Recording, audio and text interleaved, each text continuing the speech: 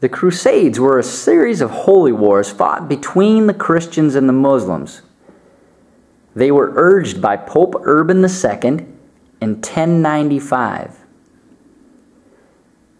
The Christians wanted to reclaim the Holy Land of Jerusalem and thought the Christians were being mistreated there by the Muslims. Pope Urban gave many incentives for people to join the Crusades. People decided to join for several reasons. For example, they thought that they could, 1, spread Christianity. Number 2, make money. Number 3, Pope Urban would allow inmates to get out of jail to go fight in the Crusades. Another thing that happened if you joined the Crusade and died was that you had a free pass to heaven. You were absolved of all sins if you fought in the Crusades. And finally, you were freed from paying taxes. These incentives urged many people to join the Crusades and fight the Muslims in the Holy Land. The First Crusade was pretty successful for the Christians. The Christians ended up taking Jerusalem and afterward slaughtered 70,000 Jews and Muslims.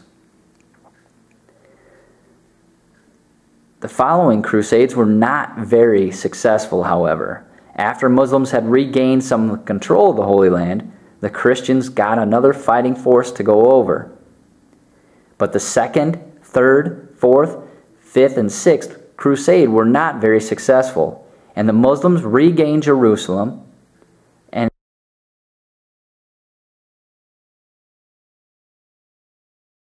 The Crusades had many lasting effects.